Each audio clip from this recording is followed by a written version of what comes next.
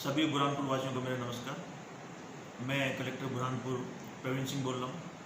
जैसा कि आप सबको पता है कि अभी बुरहानपुर में कोरोना के केसेस बढ़ गए हैं। इसका तात्पर्य ये नहीं है कि अचानक से केसेस बढ़ गए हैं। इसका तात्पर्य ये है कि हम लोग जो कॉन्टेक्ट ट्रेसिंग कर रहे हैं और जो सैम्पलिंग कर रहे हैं और जो पूर्व में जो कोरोना पॉजिटिव आए हैं उनसे ही पूछ करके या किसी भी माध्यम से जानकारी जुटा के हम लोग ये पता कर रहे हैं कि वो लोग किन से मिले हैं, किन से उनके क्लोज कॉन्टेक्ट हैं, उनकी सैम्पलिंग कर रहे हैं। उसी का परिणाम है कि हम लोग ज़िले में जो वास्तविक रूप से कोरोना से पॉजिटिव पेशेंट है उनकी पहचान कर पा रहे हैं और पहचान करके उनके इलाज की दिशा में हम लोग कारगर तरीके से काम कर रहे हैं। अभी तक हम लोगों ने 1500 से ज़्यादा सैंपल ले लिए हैं। 1000 के आसपास सैंपल्स का रिजल्ट आया है। 500 सैंपल्स का रिजल्ट आना अभी शेष है।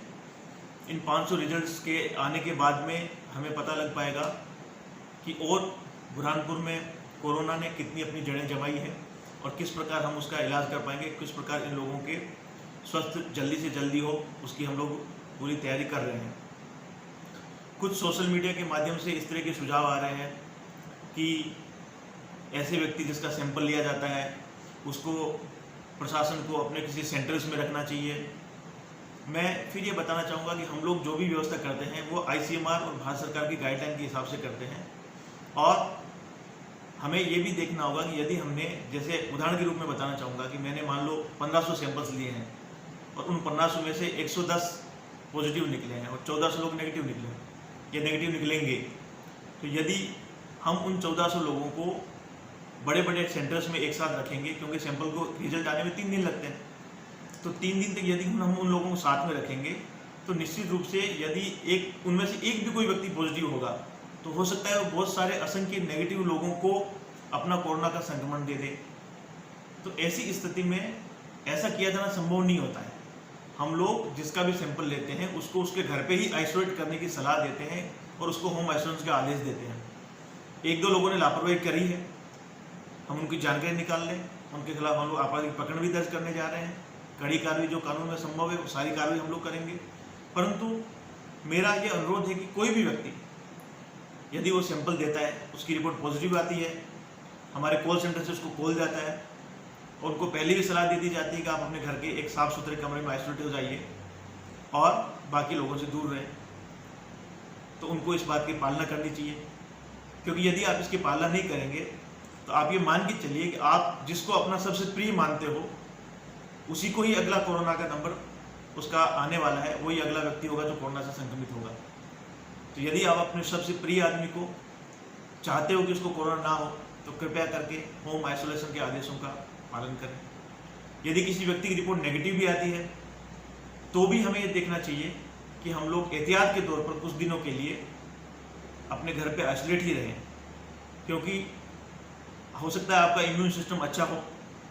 जब हमने टेस्टिंग करी उस टाइम उतना वायरल लोड आपकी बॉडी में आया ही ना हो जिससे कि वो टेस्ट में जो है आ सके। हालांकि इसकी संभावना कम होती है, लेकिन फिर भी चूंकि कोरोना सबसे पहले हमारे अपने परिवार के सदस्यों को होता है तो हमें उनकी सलामती के लिए, अपने मोहल्ले की, अपने बुरहानपुर की सलामती के लिए, चाहे टेस्ट पॉजिटिव आए चाहे नेगेटिव आए या हमें सिंपल सर्दी खांसी जुकाम के लक्षण भी हो रहे हो, तो भी हमें ये मानते हुए कुछ दिन के लिए जो पूरी एहतियात, जो पूरी सावधानियाँ रखनी होती है, जिसके बारे में आप अखबारों के माध्यम से, इंटरनेट के माध्यम से, गूगल के माध्यम से सब पता कर सकते हैं, आपको वो सारी सावधानियाँ रखनी चाहिए।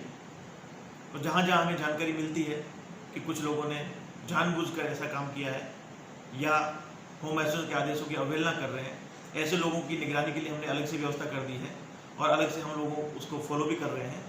और यदि ऐसा लगा कि इस कोरोना जैसी महामारी को रोकने में आप लोग प्रशासन का सहयोग नहीं कर रहे हैं तो निश्चित रूप से प्रशासन जो है कानूनी कार्रवाई, कड़ी कार्रवाई करेगा। यहाँ मैं ये भी बताना चाहूँगा कि हर व्यक्ति को ये लगता है कि मुझे कोरोना नहीं हो सकता है या मेरे मोहल्ले में कोरोना नहीं आएगा। इस तरह की गलतफहमियों से बचें। यदि आपको कोरोना से बचना है तो आपके दिमाग में पहली थॉट ये होनी चाहिए कि मैं जिस व्यक्ति से मिल रहा हूँ संभव है कि उसको भी कोरोना हो, क्योंकि हो सकता है कि वो व्यक्ति कोरोना का एसिम्प्टोमेटिक कैरियर हो, मतलब उस व्यक्ति में कोई सर्दी खांसी जुकाम बुखार के लक्षण नहीं है, उसका इम्यून सिस्टम, उसका प्रतिरक्षा तंत्र मजबूत है और मजबूत होने के कारण से उसके शरीर पर वायरस का असर कम होने से उसको सर्दी खांसी जुकाम के लक्षण नहीं आ रहे हैं परंतु यदि वो आपसे मिला तो वो आपको कोरोना वायरस का संक्रमण दे सकता है, और यदि आपका प्रतिरक्षा तंत्र कमजोर हुआ तो आप कोरोना में आपके लक्षण डेवलप होंगे, आपको सर्दी खांसी जुकाम बुखार आएगा, और फिर आपके माध्यम से आपके पूरे परिवार को, क्लोज कॉन्टेक्ट वालों को कोरोना हो जाएगा। और सबसे मुश्किल की बात यह है कि यदि आप ऐसे घूम के, अनावश्यक बाहर भटक के, अनावश्यक जगहों पर जाकर, बिना काम की चीज़ें कर कर यदि आप कोरोना का संक्रमण आप घर में लेके आते हैं, तो आप ये मान के चलिए आप अपने घर के, परिवार के बड़े बुजुर्गों के सबसे बड़े दुश्मन हैं। क्योंकि कोरोना यदि किसी व्यक्ति की उम्र 60 से ज़्यादा है, उसको बीपी, डायबिटीज़, हाइपरटेंशन है, और उनके घर के वयस्क सदस्य जिनकी प्राथमिक जिम्मेदारी अपने माँ बाप के स्वास्थ्य की ध्यान रखने की, और वो घर में कोरोना का संक्रमण लेके आते हैं, तो सबसे पहला नुकसान ये होगा कि आप अपने घर के वरिष्ठ सदस्यों को खो देंगे यदि आप उनको समय पर अस्पताल में नहीं लाएंगे। ये बिल्कुल कड़वी सच्चाई है, इसको ध्यान में रखें।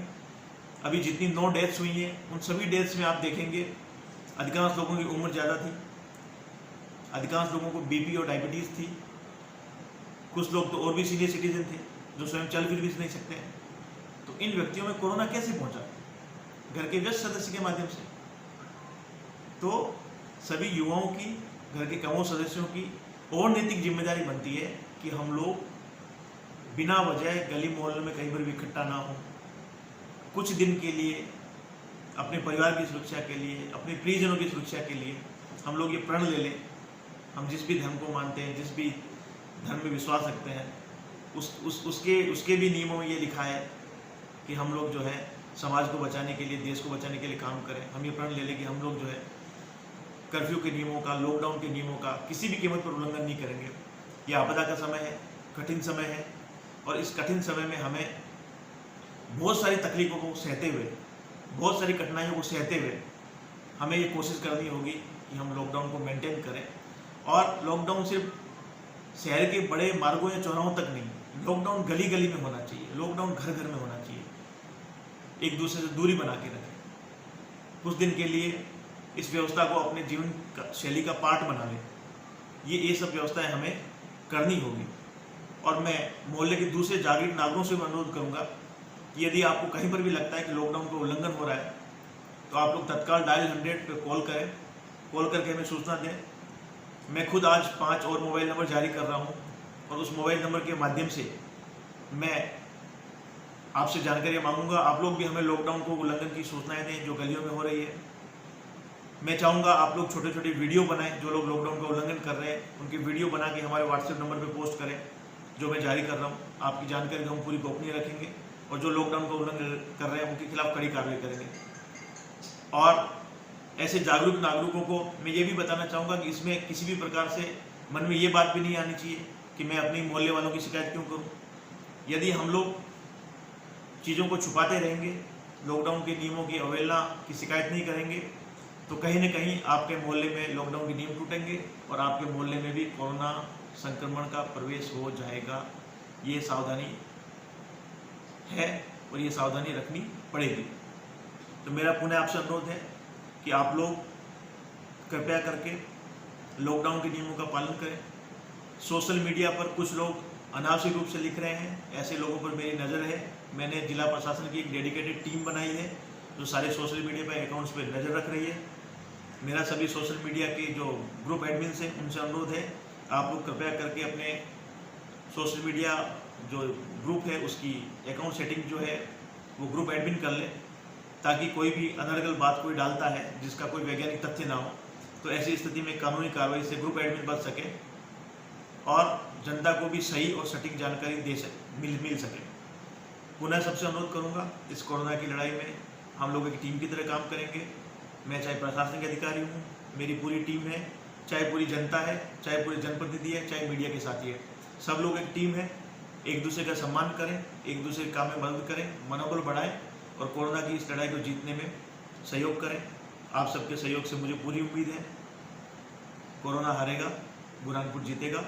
धन्यवाद।